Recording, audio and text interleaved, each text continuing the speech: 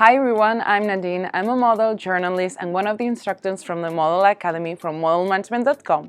And today I'm going to be answering the most common and searched questions on the internet about modeling. Are you ready? These questions are the ones we receive from people who want to start in the modeling industry but have doubts about it. Actually, models can live anywhere. It is true that the most popular and fashion capitals are New York, Milan, Paris, and London. And there are some models who travel there to take their career to the next level, but it is not necessary to go there to work as a model. There are also another big markets like Dubai, Istanbul, or also Los Angeles, where you can work as a model, but depending on the model you are, you will fit better in one or another. Take into account also that fashion capitals are really big markets and there is a lot of competition and it will be harder to stand out there. Also, because of the COVID situation, the industry is starting to become much more digital and online projects such as virtual photo shoots have expanded. So really, you can work as a model wherever you are. Many times within the industry, especially in the beginning, you will have to do some collaborations in order to gain more experience and also to have material to work as a model. But as a model, you can work in so many different projects such as photo shoots, commercials, also you can work as a content creator. About how much money you can do working as a model, you will find this information in the casting email they're going to send it to you. The basic fee is the day fee, but there are other fees such as buyouts that are your images rights that in case your face is recognized, they're going to pay you and also mention it in your contract. If you want more information about fees, you will find it in Chapter 7 in the Model Academy from modelmanagement.com. Being in a photo shoot is not the same as appearing on a runway as a model. You will see that depending on the styles of clothes they are wearing, they will do it in one way or another. Models have to practice a lot so they look as natural as possible. On the other hand, something really important is the music. We will see that if we are going to a wedding clothing brand, the music will be slower and maybe classical, and if we are going to a sportswear brand, the music will go faster. So yes, the most important thing is to practice at home and also to check the different styles of runways there are. A few years ago, having tattoos could be a disadvantage in the industry, but nowadays there is a model style tattooed models where you can fit.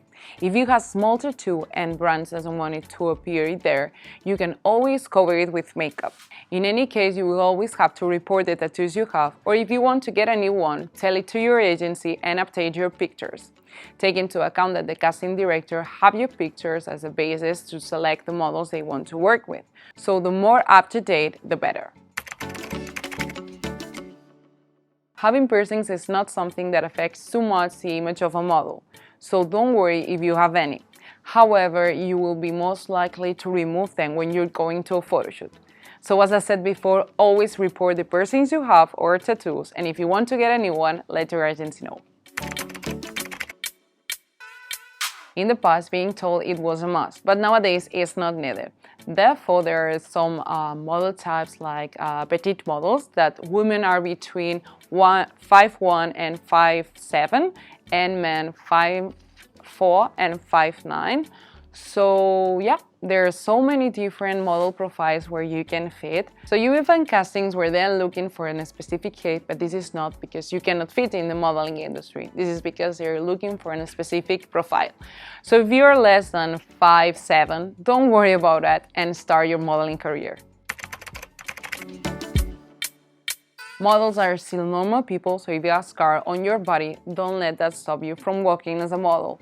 What characterizes us is what makes us unique, and brands want unique people. What matters nowadays is that you have attitude, you want to work as a model, and you're committed to the jobs you apply to or you're choosing to work there.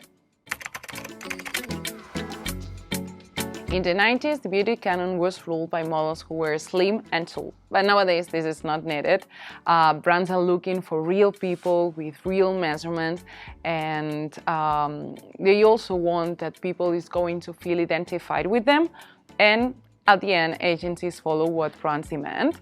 So don't focus on measurements, focus on your attitude, write down your real measurements because the agency is going to need it to give you the right clothes, and just work as a model if this is your dream. Models fail when they give up. The modeling industry is a very complicated industry. Also, there is a lot of competition and it is hard to make yourself known as a model in this industry. Take advantage from platforms like modelmatchment.com, where you're going to find 100% community dedicated to the modeling industry. You will be able to build your network and also to expand your job opportunities. In the past, the normal age at which models stopped working, unless they became very well known, it was between 25 and 30 years old, but nowadays you will find senior models, so you can also work as a model if you're 60. So that's it. We hope you found this interesting. Don't forget to like this video and see you on modelmanagement.com.